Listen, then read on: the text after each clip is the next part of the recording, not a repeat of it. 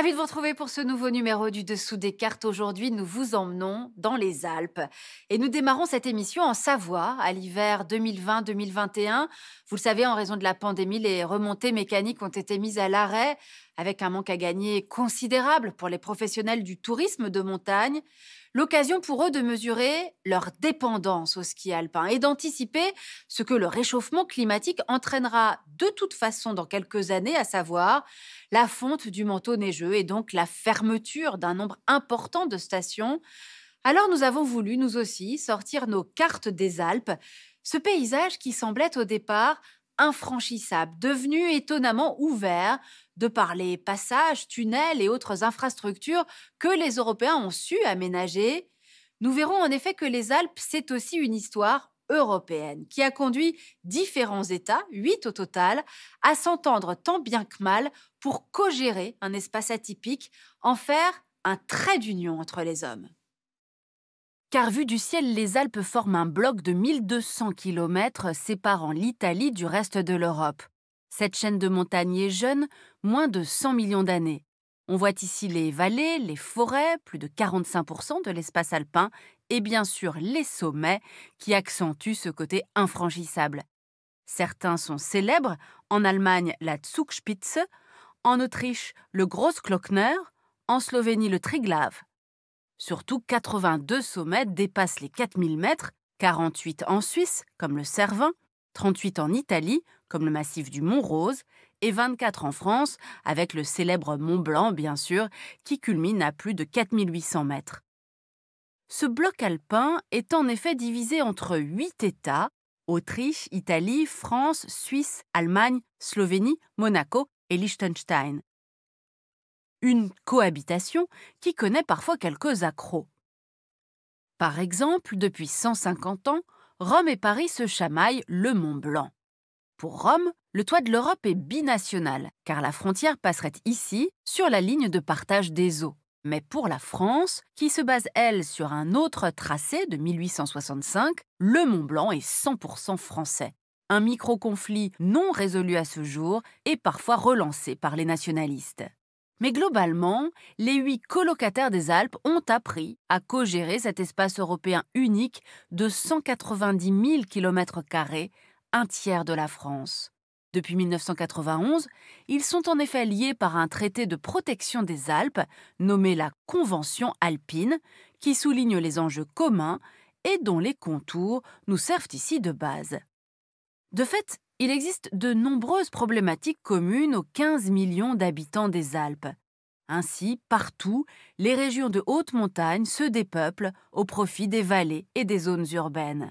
Résultat, la densité moyenne des Alpes, 75 habitants au kilomètre carré, atteint 500 habitants au kilomètre carré autour de villes comme Salzbourg, Grenoble, Bolzano et Maribor, sans oublier l'attractivité des métropoles périalpines, Lyon, Genève, Munich, Vienne, Ljubljana, Milan et Turin. L'économie des Alpes a été dominée pendant des siècles par l'agriculture et par l'élevage. Mais depuis 40 ans, ces deux secteurs sont en déclin rapide. En Italie, en France et en Suisse, le nombre de fermes a ainsi été divisé par 2. Industrie phare du XIXe siècle, mines et métallurgie ont été remplacées par des secteurs de pointe, biotechnologie, électronique ou machines-outils. L'hydroélectricité, elle, reste très répandue, s'y ajoutent de nouvelles centrales solaires et de biomasse. Alors à présent, voyons pourquoi les Alpes ne sont en réalité qu'une barrière en trompe-l'œil. Pour bien fonctionner et commercer ensemble, les acteurs de ces États et de ces régions au fil du temps ont tous été amenés à franchir les montagnes, devenus ainsi un trait d'union du continent, et c'est ce qu'on va voir maintenant. Ainsi, certains pensent qu'Otzi, le célèbre homme des glaces dont la momie a été retrouvée ici, aurait franchi les Alpes dès 3200 avant notre ère en passant un col du Tyrol. 30 siècles plus tard, c'est Hannibal qui entre dans la légende en franchissant les Alpes pour envahir Rome. Il sera imité en 1800 par Napoléon via le grand Saint-Bernard. De fait, dès le Moyen-Âge, les États alpins comme le Dauphiné, la Savoie ou le Tyrol maîtrisent les grands cols et en retirent une richesse en levant des taxes de passage. Puis au XIXe siècle, État et vallée rivalisent d'efforts pour accueillir les premiers tunnels ferroviaires.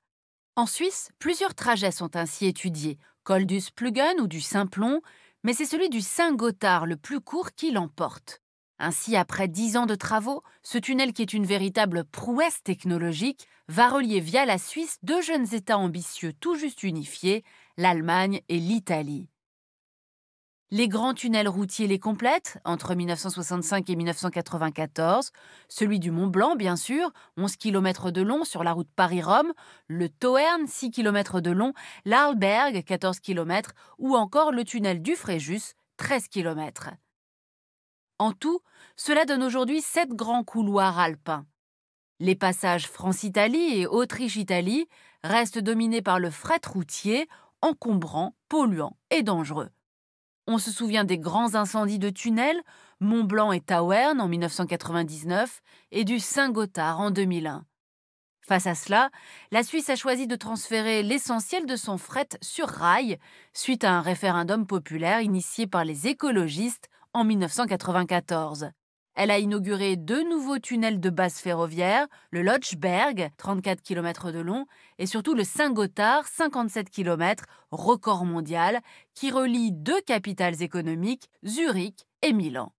Il existe 2 autres projets de tunnels en cours, le Brenner et le Lyon-Turin, sur lequel nous allons nous arrêter maintenant et qui auraient dû être inaugurés en 2017. Voici les différents segments du projet, l'accès français, puis 57 km de tunnel et l'autre accès côté italien.